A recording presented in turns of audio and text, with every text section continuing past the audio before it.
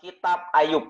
Kitab Ayub sangat menarik dan hari ini kita bahas through the lens of grace, yaitu dari kacamata kasih karunia Tuhan. Nah, saudara perlu tahu dulu bahwa kitab Ayub itu adalah kitab yang sangat spesial di Alkitab. Kenapa? Karena kitab Ayub itu adalah dipercaya menurut para penulis Alkitab bahwa ini adalah kitab pertama yang ada di dalam Alkitab atau the oldest book in the Bible. Jadi kitab Ayub ini ditulis kurang lebih 400 tahun sebelum Musa. Dan ini dipercaya sebagai kitab yang pertama ditulis di dalam Alkitab. Nah, nanti kalau kita baca kitab Ayub ini, itu dibagi dalam 5 babak. Jadi kehidupan Ayub yang saleh itu pertama dikasih tahu. Dan babak kedua itu bicara tentang kehidupan Ayub saat penderitaan datang. Babak yang ketiga adalah kehidupan Ayub saat sakit dan ketika sahabat-sahabatnya datang untuk menghibur dia, tanda kutip. Dan babak yang keempat itu adalah kehidupan Ayub saat Tuhan mulai berbicara kepada Ayub tentang banyak hal penjelasannya. Dan babak yang kelima itu adalah ketika kehidupan Ayub saat dipulihkan. Nah, hari ini kita mau belajar life lesson from the book of Job. Belajar kehidupan dari kitab Ayub sendiri. Kita tahu bahwa kitab Ayub dimulai dengan sebuah cerita yang unik. Dan ceritanya dimulai adalah ketika di surga ada satu perbincangan antara setan dengan Tuhan. Dan mereka membicarakan tentang Ayub yang hidup di dunia. Dan Tuhan berkata kepada setan, "Kamu lihat nggak hambaku Ayub? Bahwa di seluruh dunia ini tidak ada yang seperti dia. Kenapa? Dia adalah seorang yang jujur. Dan dia adalah seorang yang tidak bersalah. Innocent man. Dan dia begitu menghargai Tuhan. Dan staying away from evil. Dan dia begitu menjauhi kejahatan." Jadi, predikat Ayub bahwa dia adalah orang yang saleh, orang yang benar di hadapan Tuhan, itu adalah dari perkataan Tuhan sendiri. Bahwa kita tahu bahwa Ayub adalah orang yang benar di hadapan Tuhan menurut Tuhan. Jadi bukan menurut Ayubnya. Tapi menurut Tuhan sendiri karena ini perkataan dari Tuhan kepada setan. Jadi Ayub adalah orang benar. Dan di tengah orang benar itu, kenapa Ayub bisa begitu luar biasa? Bahkan ada cerita di Ayub 1 ayat 5, dikatakan bahwa anak-anaknya, itu terkadang mereka ngadain pesta, bergilir di rumah anak-anaknya. Setiap kali apabila hari-hari pesta telah berlalu, Ayub memanggil mereka dan menguduskan mereka. Keesokan harinya, pagi-pagi, bangunlah Ayub, lalu mempersembahkan korban bakaran sebanyak jumlah mereka sekalian. Sebab pikirnya, mungkin anak-anakku sudah berbuat dosa dan telah mengutuki Allah di dalam hati. Demikianlah dilakukan Ayub senantiasa. Jadi begitu hebatnya Ayub, begitu ingin hidup di dalam kekudusan, pengen hidup benar di hadapan Tuhan, bahkan ketika anak-anaknya, dia nggak tahu anak-anaknya salah apa enggak, ya mungkin, kadang-kadang mungkin sudah melakukan dosa, katanya. Begini di pikiran Ayub. Bahkan dia apa? Setelah selesai itu mereka panggil, dan dia kuduskan anak-anaknya, dan setelah itu bahkan dia bikin korban bakaran, mempersembahkan buat Tuhan, korban bakaran buat menghapus dosa anak-anaknya sesuai dengan jumlah anak-anaknya. Wow, begitu luar biasanya Ayub. Dan itu semua dilakukan dengan sukarela oleh Ayub. Nah, dan Tuhan memberkati Ayub. Dan apa berkat yang Tuhan berikan kepada Ayub? Ayub punya keluarga, dia punya istri, dia punya anak-anak. Ada 7 anak laki-laki dan ada 3 anak perempuan. Dan Ayub juga diberkati dengan 7.000 domba, 3.000 unta, 500 katanya lembu betina, dan kemudian 500 keledai. Dan Ayub begitu dikatakan sebagai orang yang terkaya di daerah timur dunia. Jadi Ayub orang yang terkaya. Nah, iblis atau setan, dia berpikir begini ke Tuhan. Tuhan, Ayub itu bisa saleh, Ayub itu bisa hidup benar, karena Tuhan memberkati Ayub dengan semua berkat. Coba kalau diambil itu semua berkat, pasti Ayub akan berubah. Dan itu setan bilang ke Tuhan, pembicaraannya di surga. Dan kemudian Tuhan bilang, silakan, buktikanlah. Dan hanya dalam waktu 1 hari, bahkan mungkin kurang dari 1 hari, karena dikatakan ketika ada orang datang, dia bilang apa? Ini 7.000 dombanya tiba-tiba ada api turun dari langit dan bakar habis katanya. Kemudian lagi dia ngomong, ada orang lagi datang. Ini ada yang ngerampok, katanya. Semua kemonnya, semua untanya ada yang rampok. Lagi dia ngomong, datang lagi yang lain. Ini semua lembunya juga habis. Lagi dia ngomong lagi, tiba-tiba ada orang bilang, ini anak-anakmu semua lagi pesta di satu rumah, tiba-tiba itu rumahnya roboh, katanya. Ada angin, badai, kemudian bikin rumahnya roboh, dan mati semua, katanya. Jadi dalam waktu singkat, semua yang Ayub punya tiba-tiba habis. Job lost everything. Dan bukan cuma itu, dia masih tetap setia, dan akhirnya Tuhan izinkan lagi. Awalnya Tuhan tidak izinkan setan untuk touch tubuhnya Ayub. Tapi kemudian setan bilang, ya karena dia masih sehat-sehat. Dan akhirnya setan kasih kepada Ayub sakit bisul-bisul. Sampai istrinya aja bilang, kamu masih tetap mau percaya ke Tuhan? Kenapa kamu nggak kutuki aja Tuhan? Tapi Ayub dikatakan di situ, bahkan dia tidak berdosa sedikit pun. Dengan perkataan dan apa yang dia lakukan. Wah, Ayub orang yang sangat luar biasa. Karena itulah kita bisa anggap Ayub itu sebagai hero, sebagai seorang pahlawan. Gitu. Jadi pahlawannya adalah Ayub. Powernya apa nih? Biasanya seorang pahlawan atau hero itu pasti punya kekuatan ya. Kekuatannya adalah overcoming trials. Dia bisa mengatasi semua permasalahan. Mengatasi semua penderitaan, semua masalah yang ada dalam hidupnya. What it means, artinya apa? Di tengah semua kesusahan yang terjadi, dia bisa melaluinya dengan iman dan percaya kepada Tuhan. Dia bisa tetap percaya kepada Tuhan. Nah, itu garis besar cerita dari Ayub. Dan di akhir hidupnya, akhirnya Tuhan memulihkan kehidupan Ayub. Dan memberkati lebih berlimpah lagi. Nah, hari ini yang saya mau bahas lebih lagi, dan yang hari ini saya mau kasih highlights, itu adalah tentang when the righteous suffering. Adalah kenapa kalau dikatakan Ayub itu adalah orang yang benar, bahkan Tuhan sendiri bilang dia adalah orang benar, kenapa dia bisa mengalami semua penderitaan itu? Dan dari situ mungkin bagian besar kita juga berpikir, apakah mungkin apa yang dialami Ayub itu akan menimpa atas hidup kita hari-hari ini? Kenapa? Kita adalah orang benar di hadapan Tuhan juga. Sama seperti Ayub juga orang benar. Tapi di mana sih perbedaannya? Dan ini yang mungkin menimbulkan pertanyaan dalam kita. Jangan-jangan nanti saya juga bisa seperti Ayub ya, gitu. Nah, kita balik lagi kepada cerita awal. Yaitu kejadiannya adalah dimulai di surga. Satu kali katanya bahwa anak-anak manusia, anak-anak Tuhan, ditulis di bahasa Indonesia. Di bahasa Inggrisnya sebetulnya jelas bahwa itu dibilang adalah angels atau malaikat. Di terjemahan Alkitab yang lain juga ditulis bahwa itu adalah one day the member of the heavenly court. Jadi anak-anak Allah di sini diterjemahkan sebetulnya itu adalah anggota dari pengadilan di surga. Jadi ada anggotanya. Dan tiba-tiba muncullah setan.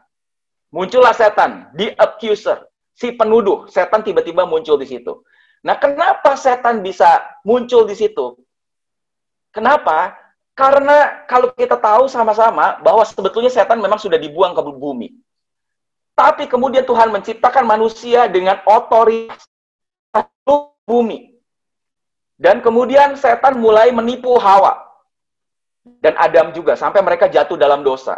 Dan setelah itu sepertinya manusia memberikan kembali otoritas kepada manusia memberikan otoritasnya kepada setan.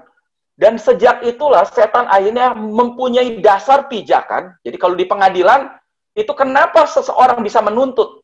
Dan setan itu kan selalu pengen menuntut Tuhan. Dia pengen membuktikan bahwa Tuhan itu salah. Nah, jadi dia selalu pengennya menuntut.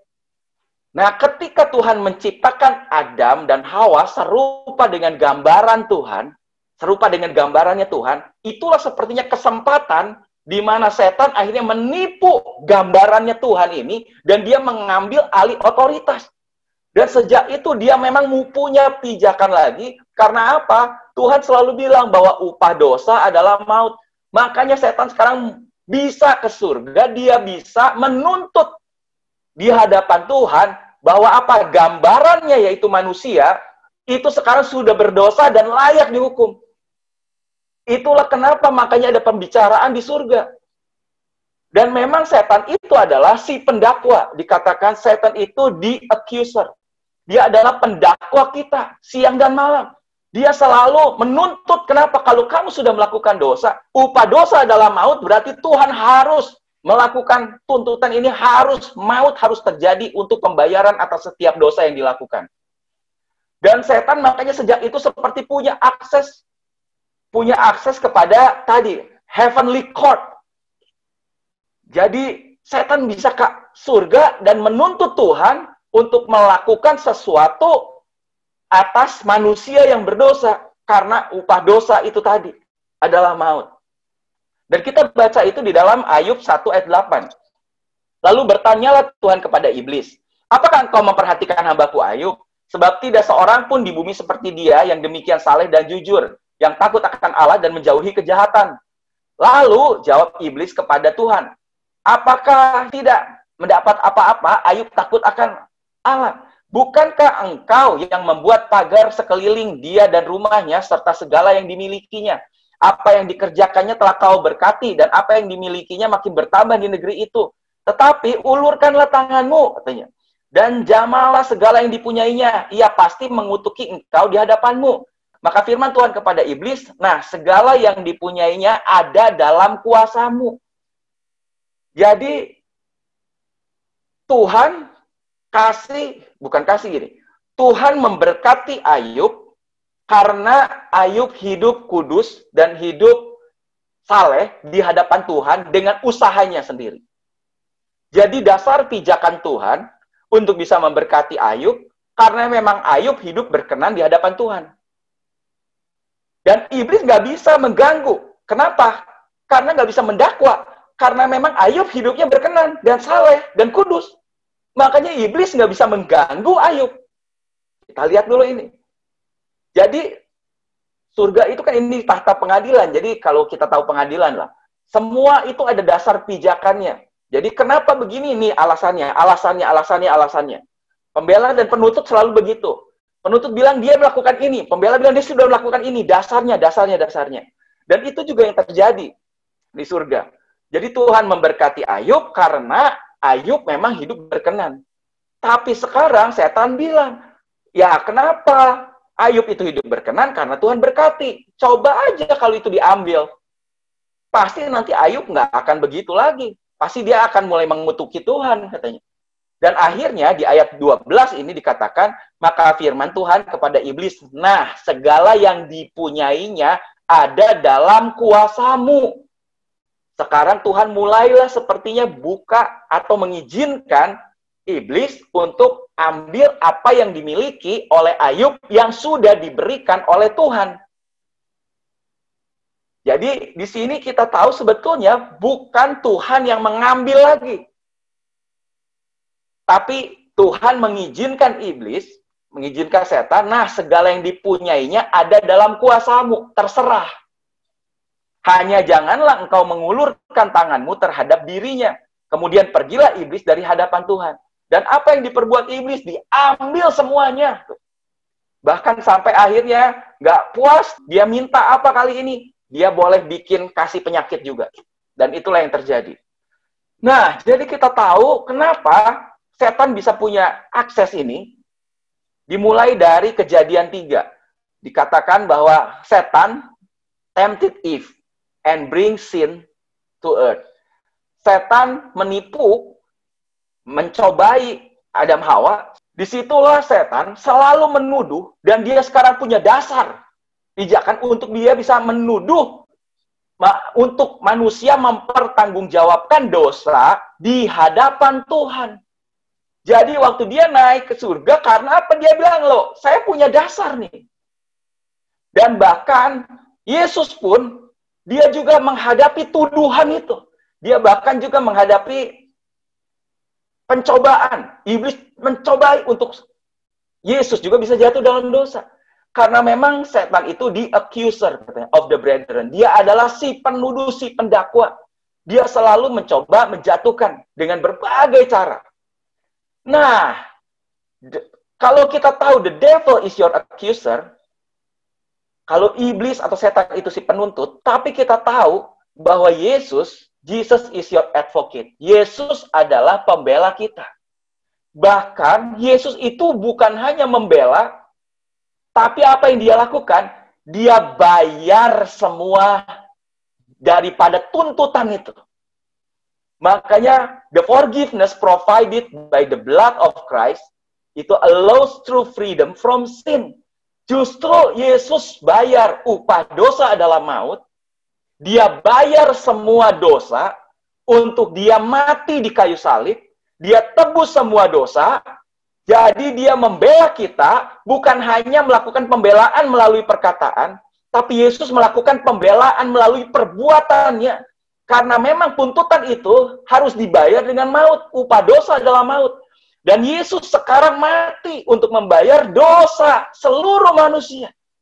Karena dia Tuhan sendiri, dia bayar semuanya. Itu ditulis di dalam Ibrani 13 ayat 12. Yesus menderita, Jesus suffered in order to sanctify the people through his own blood. Yesus itu menderita dengan tujuan dia bayar untuk menyucikan seluruh manusia dari dosa-dosanya. Makanya ada banyak ayat lagi yang berkata bahwa Yesus bahkan mati untuk menebus dosa seluruh dunia. Bahkan darah Yesus menyucikan seluruh dosa dunia. Bahkan darah Yesus jauh lebih mahal. Kalaupun ada jutaan dunia, Yesus sanggup tebus. Karena itu pembayaran yang jauh lebih mahal. Jadi seperti orang utang 10 miliar, dibayar berapa? Ribuan triliun. Gitu. Itulah yang Yesus lakukan. Saudara perlu tahu inilah. Itulah yang menutup akses di mana setan tidak lagi sebetulnya bisa mendakwa dosa-dosa dunia ini di hadapan Tuhan. Itulah yang menutup akses di mana setan bisa naik ke Tuhan dan menuntut lagi. Jadi hari ini kita perlu tahu bahwa setan sudah tidak punya lagi dasar pijakan untuk dia bisa menuntut kita di hadapan Tuhan atas setiap dosa yang kita lakukan. Jadi sebetulnya kondisi kita begitu berbeda dengan Ayub. Makanya saudara perlu tahu, bahkan di Ayub 38 ayat 4 dikatakan, "Where were you when I laid the foundations of the earth?" Di manakah engkau ketika aku menetapkan dasar-dasar dunia? Saudara perlu tahu di dalam firman, itu sebetulnya, kalau bisa dibagi, itu bisa dibagi di dalam 5 dunia. 5 dunia apa ya? Yang pertama adalah the original earth, atau dunia yang asli, yang original, yang Tuhan ciptakan. Dia ciptakan bagi Adam dan Hawa. Tapi kemudian kita tadi tahu sama-sama bahwa Adam dan Hawa jatuh dalam dosa. Dan akhirnya apa? Seluruh dunia jatuh dalam dosa. Karena setan membuat dosa tadi masuk ke dalam dunia. Itulah dunia yang sudah terkutuk. Dan karena dosa masuk, kejahatan makin meningkat. Sampai satu kali akhirnya Tuhan berkata apa? Waduh, dia melihat dunia udah begitu jahat sama sekali. Dan dia bilang apa? Lebih baik aku habiskan lagi semua dunia. Tapi dia pilih Nuh. Kita tahu cerita air bah. Akhirnya dia pilih 8 orang yang Tuhan selamatkan. Nuh dengan istrinya, 3 anaknya dengan 3 mantunya. Jadi kemudian dunia habis semua lagi. Dan inilah dunia yang ketiga, yaitu post-flood atau setelah air bah. Siapa itu? Nuh dan keturunannya. Dan kemudian 2000 tahun yang lalu Yesus datang ke dunia. Dan dia menebus dosa seluruh dunia. Jadi yang kedua dan ketiga itu memang masih ada dosa. Tapi yang keempat, Yesus merestore. Melalui apa? Dia bayar sekarang semua dosa. Dia bayar tuntutan dosa maut itu, dia mati di salib, dia bayar semua tuntutan dosa. Dan nanti kita tahu sama-sama di kitab Wahyu dikatakan ada yang kelima. Dunia yang kelima. Yaitu apa? Langit yang baru dan bumi yang baru. Nah, pertanyaannya sekarang. Di manakah Ayub hidup? Dan di manakah kita hidup hari ini? Ayub hidup di dunia yang ketiga. Yaitu apa? Setelah zaman Nuh, sebelum Yesus lahir. Sedangkan kita hari ini, kita hidup di mana? Hari ini kita hidup di dunia yang keempat. Kita hidup setelah Yesus lahir, mati, dan bangkit menebus dosa seluruh dunia. Jadi saudara perlu tahu, hari ini seluruh dosa itu sudah selesai oleh Yesus. Makanya hari ini kita hidup di dunia yang sudah di-restore oleh Tuhan. Memang efeknya masih ada. Makanya nanti ada yang kelima, yaitu langit yang baru dan bumi yang baru, sama sekali tanpa dosa. Jadi sekarang ini sebetulnya dosanya sudah ditebus, tapi efeknya masih tersisa lah begitu. Begitu juga ketika Indonesia merdeka, 17 Agustus tahun 45, tidak serta-merta semua akhirnya bebas. Memang secara de jure, secara tertulis, Indonesia sudah merdeka. Tapi secara de facto, ternyata Indonesia tidak serta-merta langsung, woi bebas semua ya. Begitu ketemu ada orang Jepang gitu, saya udah merdeka. Nggak begitu. Banyak orang yang, kenapa penyebabnya? Banyak orang yang belum sadar. Kenapa? Waktu Soekarno dan Hatta mengumumkan kemerdekaan, nggak semua yang hidup di desa-desa mereka sadar bahwa apa? Mereka itu sudah merdeka. Jadi banyak orang yang waktu Soekarno-Hatta mengumumkan kemerdekaan, mereka belum tahu bahwa Indonesia merdeka. Akibatnya apa? Yang masih dijajah Jepang, orang Jepang itu ya masih menjajah.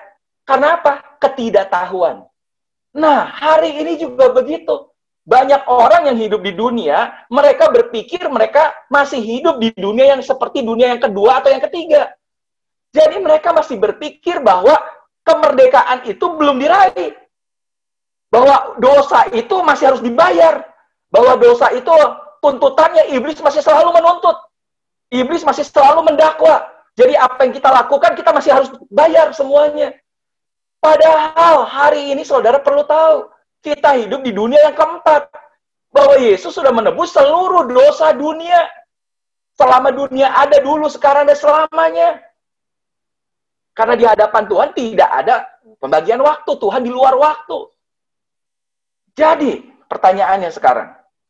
Does Satan still have access to heaven? Apakah sekarang setan masih tetap punya akses ke surga atau enggak? Seperti di zaman Ayub. Tadi saya sudah jawab. Kenapa setan punya akses ke surga? Sebelumnya, setan di surga. Tapi kemudian Tuhan buang ke bumi.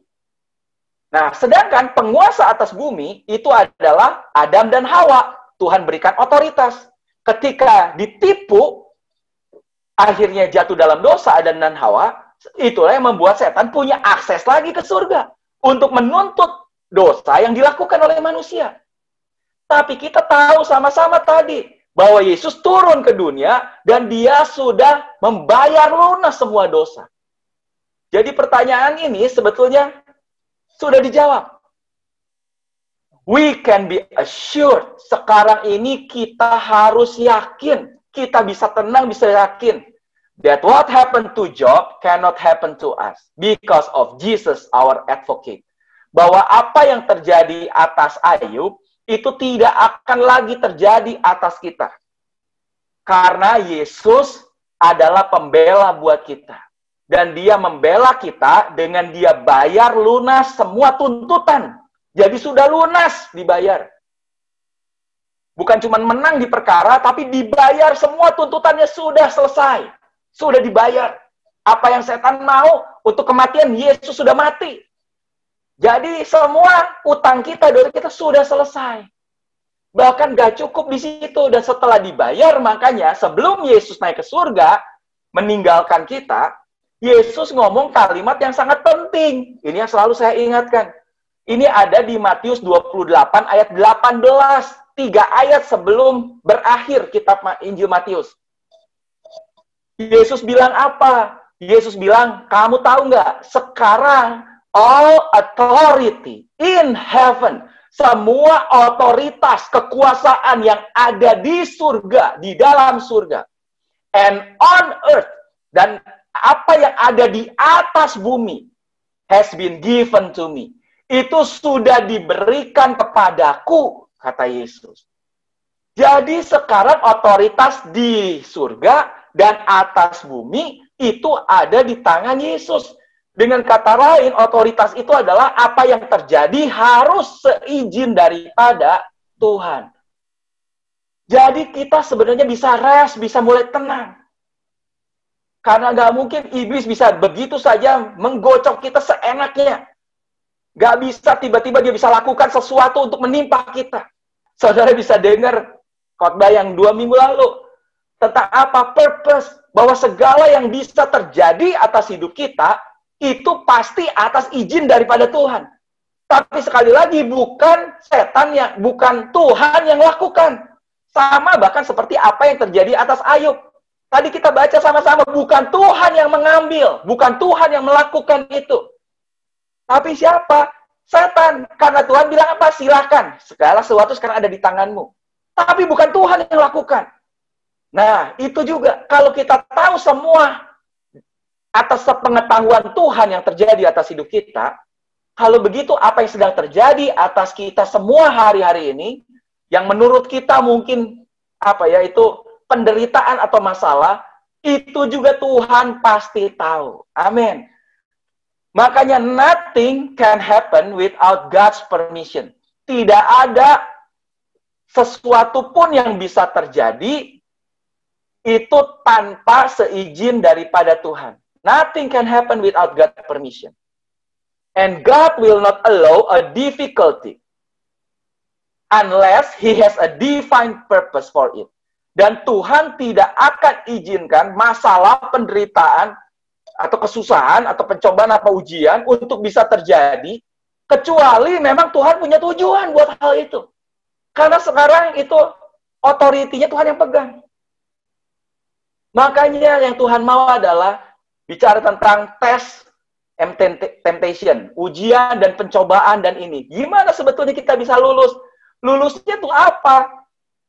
Dikatakan di sini, if you will keep your peace. Jadi kita tahu sebetulnya kita sedang lulus atau enggak sih menghadapi semua pencobaan dan ujian ini, kita menang nggak nih? Naik kelas nggak? Itu kita bisa nggak? Tuhan bilang apa goalnya? Paulus selalu bilang kalau ketemu orang, aku berdoa supaya damai sejahtera yang melampaui segala akal akan memelihara hati dan pikiranmu di dalam Kristus Yesus. Paulus selalu bilang goalnya adalah damai sejahtera yang melampaui segala akal.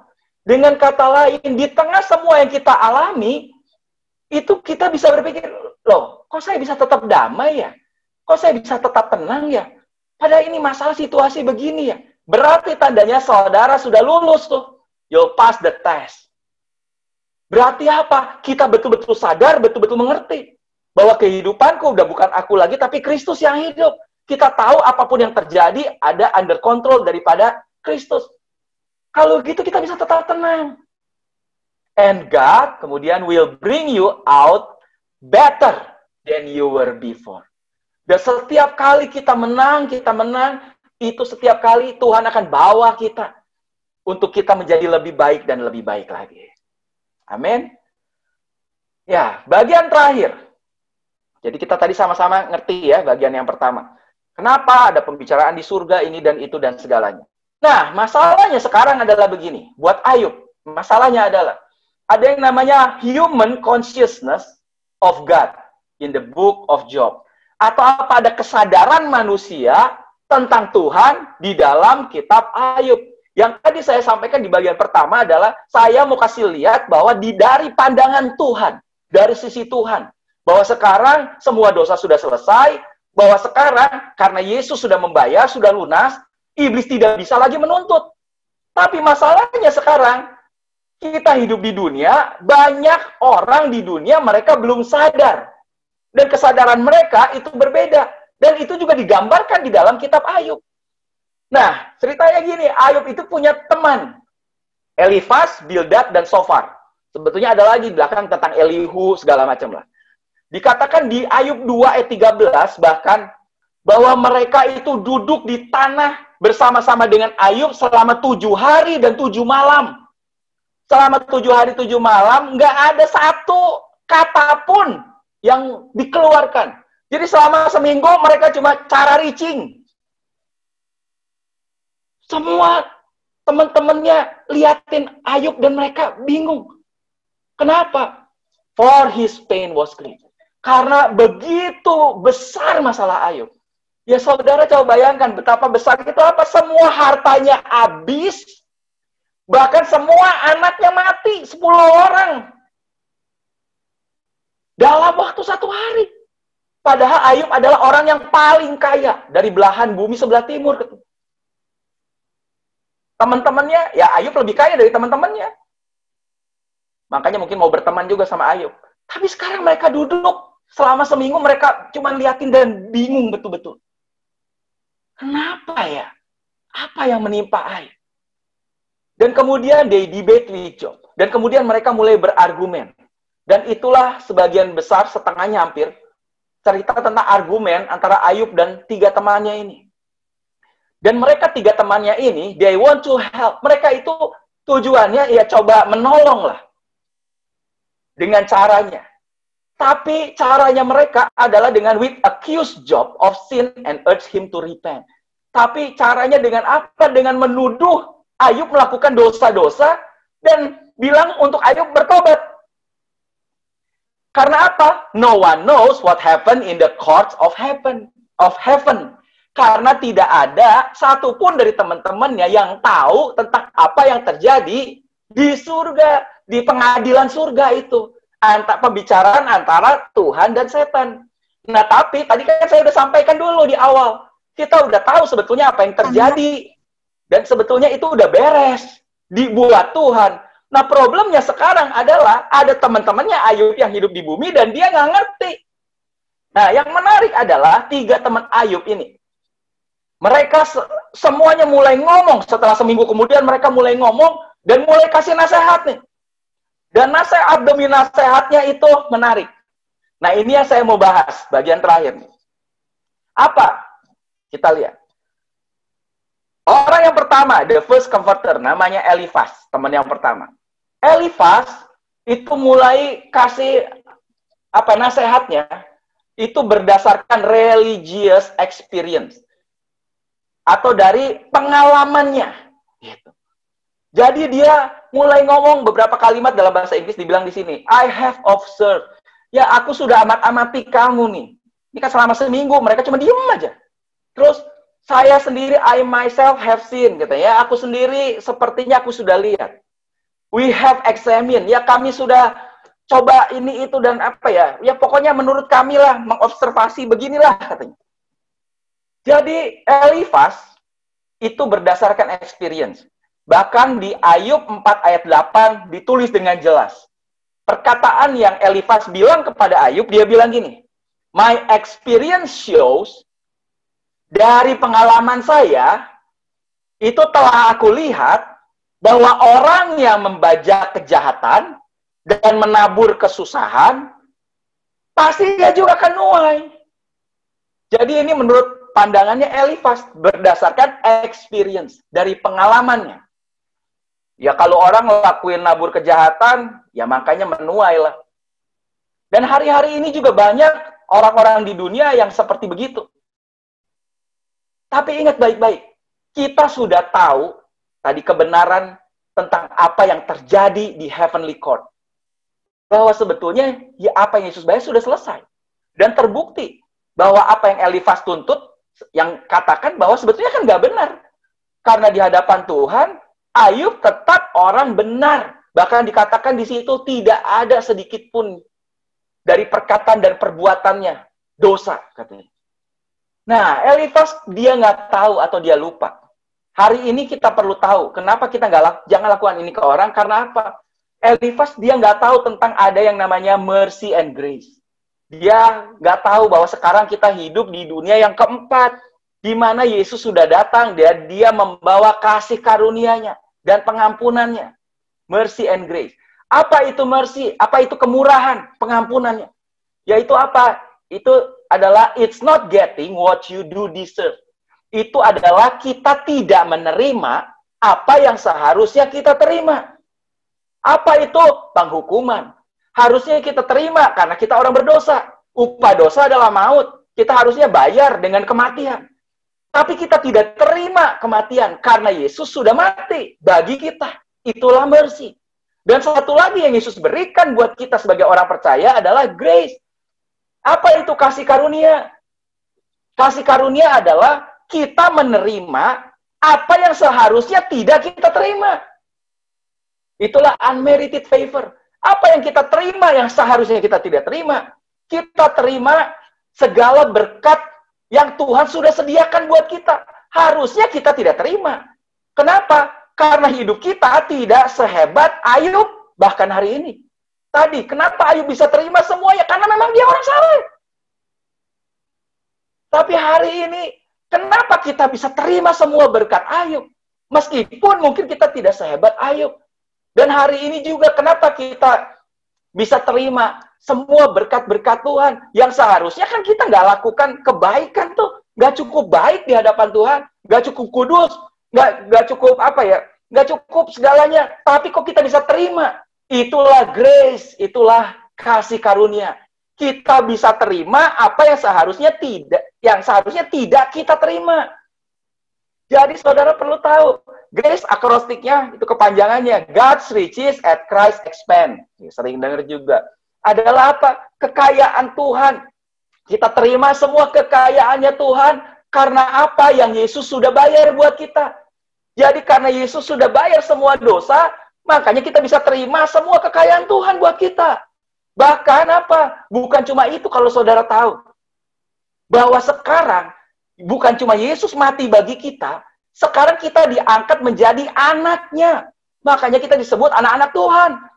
Dan kalau anak, bahkan ayatnya bilang kita layak untuk terima semua warisan yang ada di surga. Karena apa yang dimiliki oleh Bapa itu adalah milik kita juga. Wow, dan saudara perlu tahu ini, posisi kita hari ini ada di situ.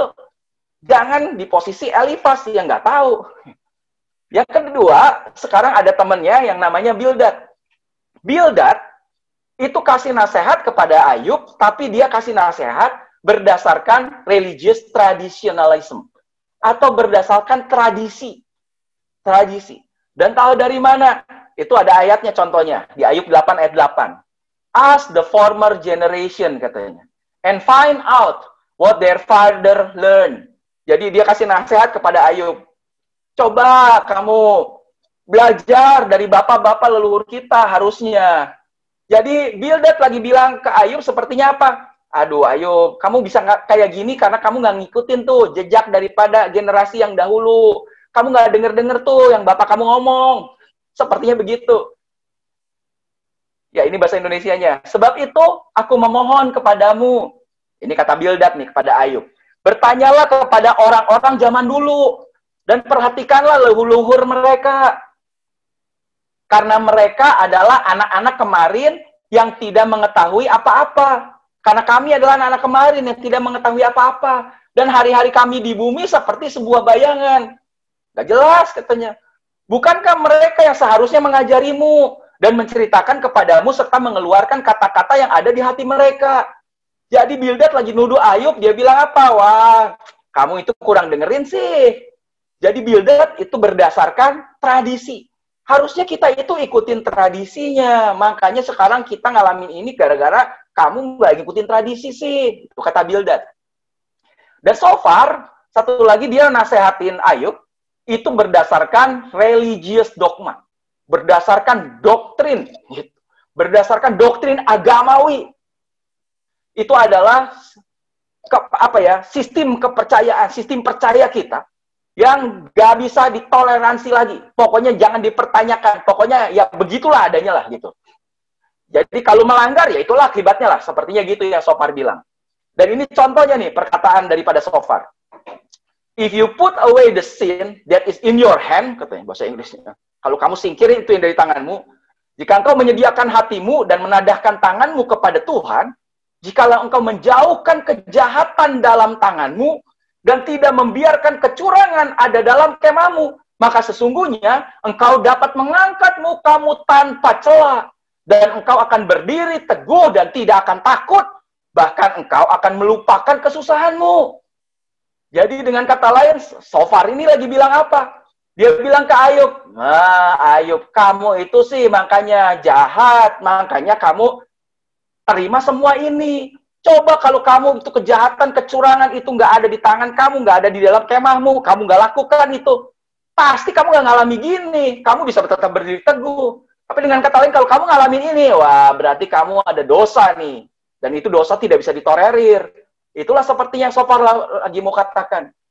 Jadi kesimpulannya, 3 orang ini, mereka mencecer Ayub.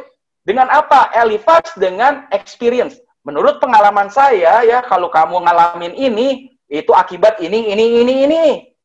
Makanya kamu ngalamin ini. Bildad berdasarkan tradisinya, kamu kayaknya kurang dengar dari itu leluhur, atasan, dari orang tua, kamu kurang obey sih. Dan Shofar bilang, kamu melanggar ini dogma agama, kamu melanggar, makanya kamu ngalami ini. Tapi kita tahu sama-sama kan, kenapa Ayub mengalami itu semua. Bahkan sampai akhirnya pun Tuhan tetap bilang, ayatnya bilang apa? Ayub tidak berdosa, melewati semuanya itu. Berarti 3-nya ini teman-temannya yang salah dong. Nah, hari ini kita perlu tahu, saudara, kita semua perlu tahu bahwa apa yang sedang kita alami, sebetulnya kita di hadapan Tuhan adalah sama seperti Ayub. Kita adalah orang benar. Dan hari ini kita orang benar bukan karena seperti Ayub dia melakukan kebenaran. Tapi hari ini kita orang benar karena dibenarkan oleh Yesus, oleh Kristus yang sudah menebus memang semua dosa kita. Tapi posisi kita adalah di orang benar. Jadi 3 tuntutan ini sebetulnya tidak berlaku lagi. Makanya kita juga jangan mengajarkan 3 tuntutan ini kepada orang yang sedang mengalami kesusahan atau ini dan itu. Bahkan Ayub, di Ayub 16 ada yang menarik. Ini pewahyuan dari Tuhan yang luar biasa buat Ayub. Kok dia bisa tahu ya? Dia tulis apa? Even now. Di tengah dia lagi ngalami semuanya itu. Even now. Bahkan sekarang ini katanya. My witness is in heaven. Dia bilang apa? Sekarang ya ini. Saksiku ada di surga. Di tengah semua ini. My advocate is on high. Bahwa pembelaku ada di tempat yang maha tinggi. And my intercessor is my friend. Dan pendoa syafaatku itu adalah sahabatku. Wow. Padahal Ayub nggak pernah ketemu Yesus tuh. Jauh hari bahkan sebelum itu. Tapi ketika dia di tengah semua teman-temannya datang dan kemudian dia kasih dia kasih tuduhan, penghiburan sebetulnya. Menghibur tapi dengan tuduhan. Ayub kan tahu betul-betul bahwa apa? Loh, saya kan tidak berbuat dosa. Jadi teman-teman ini salah semuanya. Ini kan bukan karena saya lakukan sesuatu. Kalau gitu apa? Oh, tenang. Saya punya witness. Saya punya saksi yang ada di surga. Itulah saksiku. Dia tahu semuanya. Saya punya pembela yang ada di surga. Dan saya punya pendoa syafaat yang adalah sahabat saya. Wow. Padahal Ayub nggak ngerti banyak tentang Yesus. Tapi hari ini kita yang sudah tahu kebenaran ini. Bahwa kita sudah dibenarkan, kita bisa ngomong ini. Bahkan kita tahu my advocate-nya itu adalah Yesus. Kita tahu bahwa pembela kita adalah Yesus. Dan betul pendoa syafaat kita adalah Yesus. Bahwa Yesus pergi, saat ini dia sedang duduk di sebelah kanan Bapa. Dan dia sedang berdoa bagi kita katanya. Di tengah semua ini.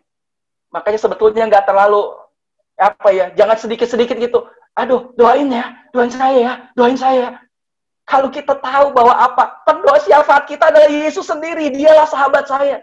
Yang berdoa siang dan malam di hadapan Bapa katanya. Makanya kita bisa lebih tenang. Ketika kita menghadapi sesuatu, cobalah kita tenang. Memang sih nggak ada salahnya. Tapi kalau saudara mau pass the test, saudara perlu tahu bahwa apa yang kita alami itu adalah pasti punya purpose. Karena otoritinya sekarang, otoritasnya ada di tangan Tuhan. Pendoa syafaat kita adalah Tuhan Yesus sendiri. Nah, ada satu pasal yang cuma ada 5 ayat. Ditulis di Lukas 13. Dan ini hanya ada di Injil Lukas. Yang mungkin sering kelewat. Kita bacanya juga. Sebagian juga mungkin baru pertama kali dengar. Itu ada di Lukas 13. Dari apa yang Yesus ceritakan. Nah, tentang apa? Tentang dosa dan penderitaan.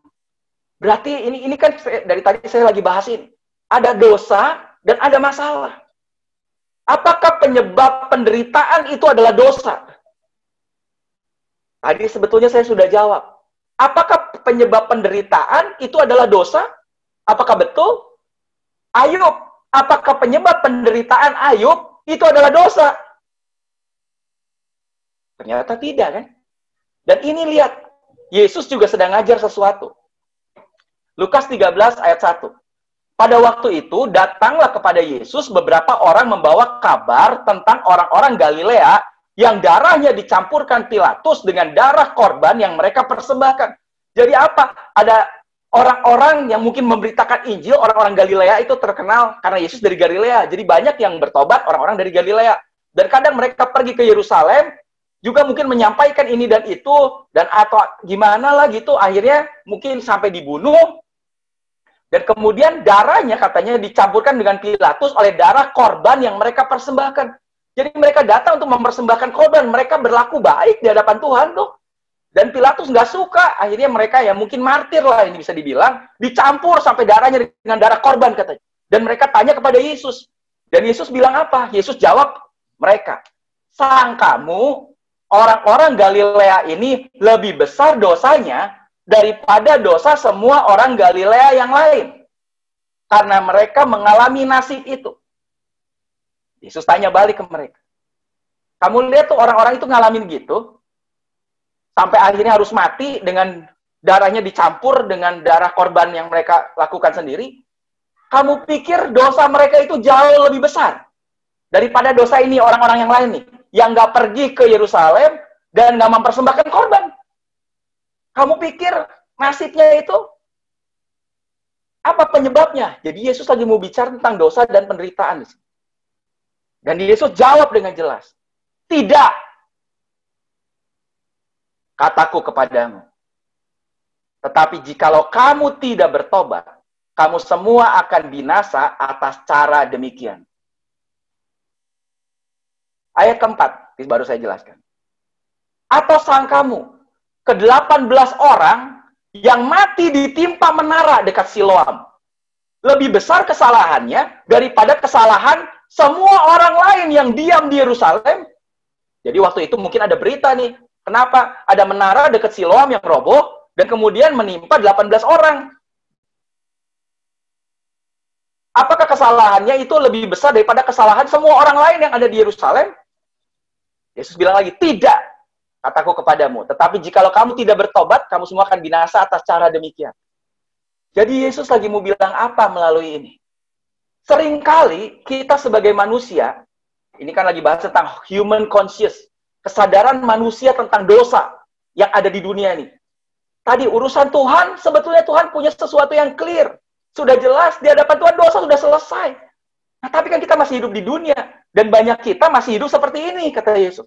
Kalau kita lihat ada orang yang mengalami nasib yang tidak baik, mengalami penderitaan, mengalami sesuatu yang tadi meninggal, ditimpa menara katanya, gitu. Ditimpa menara, berarti apa? Oh, waktu kita lihat, aduh, kesiannya tuh orang, kenapa? Habis dosanya mungkin besar sih, habis dia orang jahat sih, habis dia orang ini, orang begitu sih. Terus lihat orang yang tadi itu lagi mempersembahkan korban bakaran, kemudian apa dibunuh sama Pilatus tuh, darahnya dicampur. Kita lihat, aduh, kesian. Dan kita kemudian mulai bilang, aduh, untung saya nggak kayak gitu. Dan sedikit banyak mungkin kita mulai mikir gini, wah, mungkin dosa saya lebih sedikit lah. Mungkin saya sih lebih baik daripada orang itu. Makanya karunya teuing ya, paeh nage, gitu. Ditimpa menara. Nah, hari ini saya mau ajak kita lihat. Yesus bilang apa? Tidak.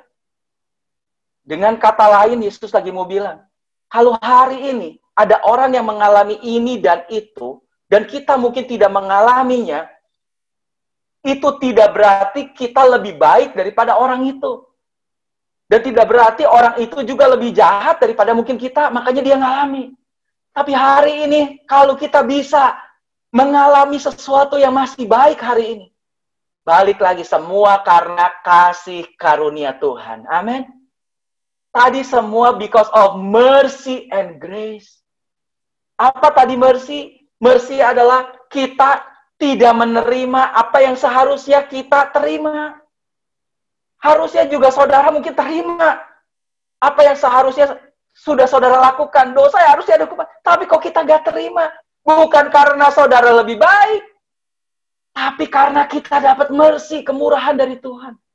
Dan hari ini buat saudara yang sepertinya yang ngerasa, hidup saya kok lebih baik ya. Wah, mungkin hidup saya memang lebih baik dari si A, dari si B. Ya wajar lah, saya kan lebih rohani, saya baca Alkitab mungkin lebih banyak. Tidak juga. Hari ini kalau saudara mengalami hidup yang lebih baik, saudara harus berpikir, terima kasih Tuhan. Saya tahu ini karena kasih karunia Tuhan. Ini semua karena kasih karunia Tuhan. Karena seharusnya saya harus terima semua apa yang saya alami itu, dosa-dosa harusnya saya bayar. Tapi buktinya hari ini kok saya bisa mengalami sesuatu yang baik. Jadi ketika kita melihat apa yang dialami oleh orang lain, harusnya kita selalu ingat mercy and grace. Kasih karunia dan kemurahan yang Yesus sudah buat dalam hidup kita. Amin. Semua ini kita bisa terima karena mercy and grace. Karena kemurahan. Makanya hidup kita, it's only by grace.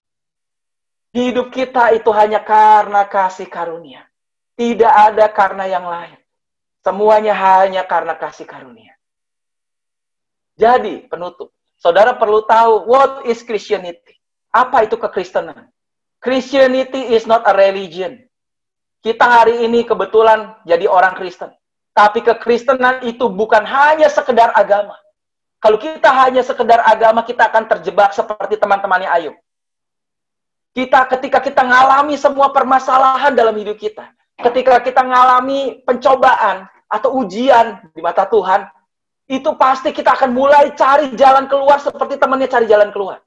Kesalahannya apa ya? Mungkin karena saya nggak obey, mungkin karena saya nggak lakukan ini, mungkin karena saya itu, mungkin karena saya melanggar ini, mungkin karena begitu.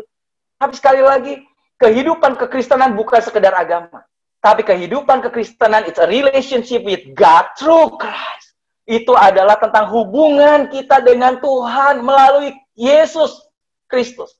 Jadi kita tahu hari ini harusnya kita bisa rest, kita bisa secure, bisa tenang. Karena ada rahasianya yang sudah kita tahu. Ini saya sudah bagikan juga rahasianya. Rahasianya adalah Christ in me. Hidupku bukan aku lagi, tapi Kristus yang hidup di dalamku. Jadi kehidupan ini adalah tentang kehidupan Kristus yang ada di dalam kita. Bukan tentang kita ada di tengah berbagai macam hal. Karena berbagai macam hal itu terjadi memang karena Tuhan izinkan. Kalau itu punya tujuan. Seperti Yusuf, yang saya pernah cerita, dia izinkan untuk terjadi atas hidup Yusuf. Dijual lah, masuk penjara lah. Semuanya apa yang kita alami itu memang Tuhan izinkan. Jadi tenang. God may not get us out of a situation. Kadang memang Tuhan gak keluarin kita di dalam sebuah situasi. Kok kenapa ya Tuhan lakuin ini, lakuin itu ya? Kita perlu ngerti. Tujuan Tuhan memang bukan itu. Tapi tujuan Tuhan, percayalah, kita punya pembela. Kita punya pendoa. Syafaat kita yaitu Yesus. Kita punya Tuhan sendiri. Yang apa? But He will give us the strength to get through it. Tapi Dia akan kasih kepada kita kekuatan untuk kita bisa melaluinya. Amin. Percayalah. Dia pasti kasih kepada kita kekuatan. Kekuatannya apa? Jalan keluar. Jalan keluarnya apa? Kalau saudara ingat yang pertemuan pertama atau kedua. Jalan keluar itulah kekuatan untuk kita bisa mengatasinya. Jadi tenang. Kesimpulan. Kalau hari ini kita mungkin sedang mengalami penderitaan atau sesuatu yang berat yang sedang menimpa hidup kita hari ini. We must remember that God is in full control. Kita harus selalu ingat bahwa Tuhan, otoritasnya itu ada di tangan Tuhan. Otoritas penuh. Jadi nggak mungkin lagi setan obok-obok kita sebetulnya. Jadi apa yang sedang terjadi memang mungkin setan buat. Tapi Tuhan izinkan karena ada tujuannya bagi kita. And has allowed this suffering to happen. Makanya Dia izinkan masalah itu bisa terjadi atas hidup kita. Yang kedua, we must remember. Kita harus ingat juga. That God is good. Bahwa Tuhan itu selalu baik. God is good all the time God is good. Bahwa apa yang terjadi itu, memang Tuhan tujuannya selalu baik. Dia selalu turut bekerja mendatangkan kebaikan. And He allows this suffering for a good purpose. Dia izinkan semua masalah penderitaan yang kita alami itu dengan tujuan yang baik pasti dalam hidup kita. Dan karena dia kasih kekuatan bagi kita, we must remember that no matter how great our suffering, kita harus sadari, ingat bahwa betapa besar sekalipun masalah yang sedang kita hadapi, God is always worth of our praise and worship. Tuhan selalu layak untuk terima segala pujian dan keagungan kita. Jadi, jangan ngomel-ngomel. Kalau kita ngerti semua kebenaran ini, justru kita semakin rest, semakin tenang. Kenapa? Saya percaya Tuhan punya tujuan. Ya udah, bersyukur aja lah. Bersyukur. Makanya Ayub, dia bilang apa? Ini kalimat yang sangat bagus waktu saya renungkan ini. Ayub akhirnya sampai dia bisa bilang, karena ia tahu jalan hidupku. Saudara yang punya masalah hari ini, saudara yang punya pergumulan hari ini, sadarilah, Tuhan tahu jalan kita. Wow. Berarti dia tahu semua jalan hidup saya, dia tahu. Dan seandainya berarti tidak selalu. Ia menguji aku, kalau sampai ada ujian dalam hidupku, justru aku akan timbul seperti emas. Itu yang Ayub bilang. Karena Tuhan betul-betul tahu jalan hidupku. Di tengah tuduhan teman-temannya, dia bilang ke Tuhan, Tuhan, Engkau tahu kan siapa aku orang benar. Dan hari ini kita juga bisa bilang hal yang sama. Tuhan Engkau tahu kan aku adalah orang benar di dalam Kristus. Apapun yang aku lakukan sudah ditebus oleh Kristus. Dan seandainya sekarang Engkau menguji aku, setan mencobai, buat Tuhan itu jadi sebuah ujian, mengizinkan itu terjadi untuk jadi ujian buat kita. Berarti aku akan timbul seperti emas. Amin. Semua demi kebaikan kita. Makanya tenang. Hidup ini harusnya kita bisa tenang di hadapan Tuhan. Tenang. Dan saya ada satu kesaksian sebelum masuk ke situ. Satu hari saya keluar dari rumah dengan berbagai agenda lah gitu. Jadi ada keperluan lah gitu. Dan turun dari rumah kemudian mampir ke Borma, ke supermarket untuk beli sesuatu. Waktu saya mau membeli sesuatu, biasanya itu selalu ada. Saya udah beli mungkin 4-5 kali dan di situ ada. Kali itu nggak ada. Oh ya sudahlah. Dan kemudian saya jalan ke sebelahnya itu ada bank BCA untuk transfer. Dan transfernya ya pembayaran sesuatu yang harus ada tulisannya apa berita. Jadi ya udahlah sekalian jalan ke situ. Ngantri itu. Padahal ada 7 ATM kalau nggak salah situ. Biasanya Astia Budi. Ngantri, tunggu.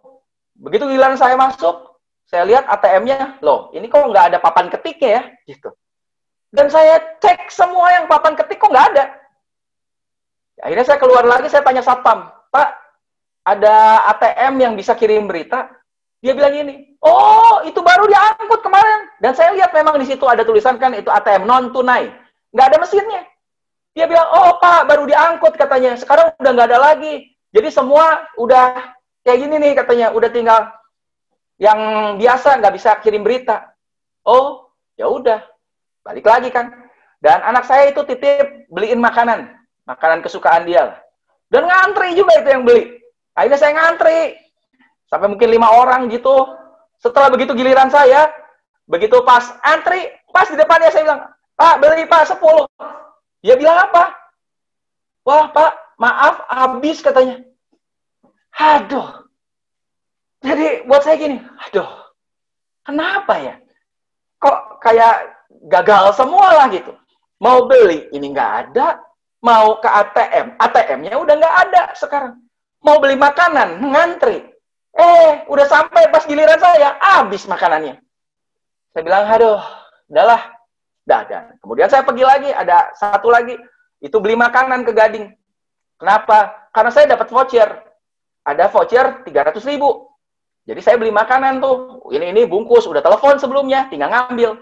Dan begitu saya mau ambil, saya bilang nih saya bayar nih pakai kartu Citibank nih, ada vouchernya. Terus orangnya bilang, wah Pak, maaf, ini tuh hari Sabtu. Hari Sabtu itu vouchernya tidak berlaku. Terus dia tunjukin itu aturannya, hanya berlaku Senin sampai Jumat. Saya bilang, oh ya? Ya, Bapak mungkin bisa pakai nanti Pak, hari Senin sampai Jumat. Itu kan hari Sabtu. Tapi saya tahu, kenapa? Bahwa voucher itu, hari itu adalah expired date terakhir. Jadi hari itu expired itu. Voucher 300 ribunya, udah nggak bisa dipakai lagi.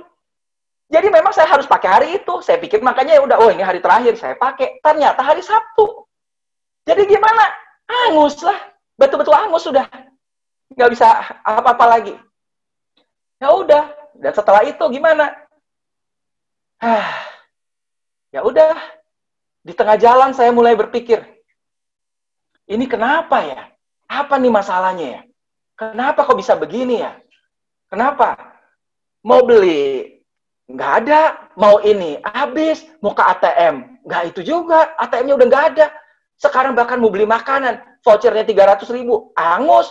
Jadi ya bayar cash semuanya. Dan pagi hari itu, saya baru saat teduh lah. Saya baru devotion, renungan, dan saya baca dari Habakuk 3 ayat 17. Tuhan tiba-tiba ingetin. Tadi pagi kan kamu baca itu Habakuk kan? Apa? Sekalipun pohon ara tidak berbunga, pohon anggur tidak berbuah. Pohon ara, itu berarti buah ara, nggak berbunga, ya nggak, jangan harapin ada buahnya. Pohon anggur tidak berbuah, berarti nggak ada buah anggur. Hasil pohon zaitun mengecewakan. Dari pohon zaitun diambil minyaknya, berarti nggak ada minyak, hasil minyaknya jelek tuh. Sekalipun ladang-ladang tidak menghasilkan bahan makanan, berarti apa? Bahan makanan dari ladang jadi gandum. Sekarang apa? Nggak ada roti tuh, nggak bisa dimakan. Kambing domba terhalau dari kurungan. Apa? Ini harta kita, kambing sama domba, kabur semua. Terus apa? Tidak ada lembu sapi dalam kandang. Wah, kabur juga lembu sama sapinya. Tapi ayat 18 saya bilang apa? Aku akan bersorak-sorak di dalam Tuhan. Beria-ria di dalam Allah, dalam Kristus yang menyelamatkan aku. Wow! Kok bisa ya? Gak ada yang bisa dimakan, semuanya mengecewakan, hartanya bahkan gak ada. Mungkin ini seperti Ayub yang Ayub alami, tapi Habakuk juga bilang apa? Aku tetap akan bersorak-sorak di dalam Tuhan. Beria-ria di dalam Kristus yang menyelamatkan aku. Loh, kok bisa? Kok bisa ya? Ya jadi saya di tengah jalan, saya bilang, wow, Tuhan, saya ngalami ini dan itu, tapi saya akan tetap bersuka cita. Seperti tadi saat teduh pagi-pagi. Tapi Tuhan, di tengah itu sempat ada sedikit deg-degan juga. Kenapa ya ini ya? Jangan-jangan memang iblis lagi kasih masalah nih. Lagi mencobai saya nih. Lagi kasih ini dan itu. Sempat juga pikir, apa lagi nanti mungkin yang dikasih nih? Udah sampai 4 masalah ini. Kok kayak sia-sia aja nih saya turun nih. Terus apa ya? Dan terus tiba-tiba saya pikir, saya berdoa deh. Saya berdoa, Tuhan, tolong Tuhan di perjalanan saya nih, nyetir sendiri ke rumah sih memang. Saya minta Tuhan perlindungan-Mu Tuhan. Tidak ada kecelakaan, tidak ada masalah Tuhan, ini atas mobil segala macam. Kenapa? Karena mobilnya asuransinya juga baru habis. Dan rencananya saya baru perpanjang, itu minggu depannya hari Senin. Karena itu kan hari Sabtu. Jadi saya bilang, Tuhan, supaya nggak ada masalah nih mobil. Jangan sampai mobil ditabrak orang, kan ini asuransinya pas habis nih. Tuhan, tolong ya Tuhan, tiba-tiba apa? Tuah! Saya kaget, tuar, keras banget. Saya lihat apa? Mobil di belakang saya ditabrak oleh mobil yang ada di belakangnya lagi. Jadi bukan mobil saya, tapi mobil yang ada di belakang saya persis. Pas saya lihat di spion sampai goyang, ditabrak sama mobil yang ada di belakangnya. Aduh. Saya bilang, wow, baru saya berdoa. Jadi memang mungkin, ini mungkin. Dan itu membuat saya jauh lebih bisa bersyukur. Karena Habakuk 3 ayat 19-nya bilang apa? Sekalipun itu terjadi, aku akan bersorak-sorak. Tapi aku tahu itu kekuatan bukan karena aku. Tuhanku itulah kekuatanku. Ia membuat kakiku seperti kaki rusa. Ia membiarkan aku berjejak di bukit-bukitku. Aku tahu aku bisa ada semuanya karena kasih karunia Tuhan. Aku ada semuanya karena kemurahan Tuhan. Aku ada hari ini penjagaan karena ada Tuhan di situ. Wow. Makanya saya bilang, Tuhan, terima kasih Tuhan. Memang mungkin iblis mencobai. Mungkin memang itulah tujuannya. Tapi apa? Saya tahu perlindungan Tuhan. Dan herannya saya bisa berdoa. Dan begitu berdoa, belum selesai amin tuh. Duar! Mobil yang di belakangnya ditabrak. Jadi hari ini kesimpulannya. Kita tahu sama-sama. We are living life by God's grace. Hari ini saudara yang hidupnya baik-baik, tidak mengalami apapun. Saudara perlu tahu semua itu bukan karena kita lebih baik daripada orang lain. Semuanya itu bukan karena kita lebih, ya better lah hidup kita. Tapi semua karena kasih karunia dan kemurahan Tuhan. Kita bisa bersyukur hari ini. Buat hidup yang baik yang kita sedang alami. Dan buat saudara hari ini yang mengalami masalah mungkin. Yang hidupnya merasa tidak baik gitu. Saudara juga perlu tahu bahwa apa? The will of God will never take you where the grace of God will not protect you. Bahwa apa? Tidak mungkin Tuhan akan bawa saudara untuk mengalami hal-hal yang saudara alami di mana kasih karunia Tuhan tidak ada di situ. Tidak bisa melindungi saudara. Dengan kata lain, ketika kita mengalami semua masalah juga, kita tetap harus percaya bahwa apa? Ada kasih karunia Tuhan dalam hidup kita. Bahwa ada perlindungan Tuhan dalam hidup kita. Dalam segala sesuatu. Kalau memang Tuhan masih izinkan segala sesuatu terjadi, pasti ada tujuannya dalam hidup kita. Jadi, you may not understand God's way. Kita memang mungkin gak bisa mengerti jalannya Tuhan. But you can always trust His heart. Tapi kita selalu bisa percaya siapa Tuhan kita. Kita bisa percaya hatinya Tuhan. Dia adalah Tuhan yang baik. Percayalah. Percayalah. Dan kalau kita nggak ngerti dengan apa yang kita sedang alami hari-hari ini. Ayub juga mungkin dia juga nggak ngerti. Kenapa ya? Saya nggak berdosa kok ke Tuhan, kok saya ngalami ini semua ya? Teman-temannya apalagi, lebih nggak ngerti lagi. Dan di tengah nggak ngerti, wah, mencecar Ayub ini dan itu. Kalau saudara juga hari ini mengalami dan saudara nggak ngerti. Memang God does not ask you to understand. Memang Tuhan nggak minta saudara untuk ngerti. Siapa yang suruh saudara ngerti? Kalau saudara hari ini nggak ngerti, ya memang Tuhan nggak suruh kita ngerti. Tapi yang Tuhan suruh kita adalah to trust Him. Yang Tuhan mau adalah kita percaya. Tuhan nggak suruh ngerti, yang Tuhan suruh kita percaya. Percaya aja, itulah iman. Kita percaya, kita punya Tuhan yang baik. Makanya faith is trusting God when you don't understand His plan. Iman itu adalah kita percaya meskipun kita nggak ngerti rencananya. Dan semakin kita percaya kepada Tuhan, the more He amaze you. Semakin kita akan terkagum-kagum dengan apa yang Tuhan lakukan dan kerjakan dalam hidup kita. Amin. Percayalah. Yesus bilang, aku datang supaya kamu punya hidup dan mempunyainya dalam segala kelimpahan. Percayalah, tujuan Tuhan selalu luar biasa dalam hidup kita. Tujuan Tuhan selalu baik. Tuhan selalu punya the abundant life dalam hidup kita. Percaya. Jangan ragu-ragu sedikit pun buat hal ini. Amin. Saya harap saudara diberkati dengan pembahasan kitab Ayub bagian pertama ini.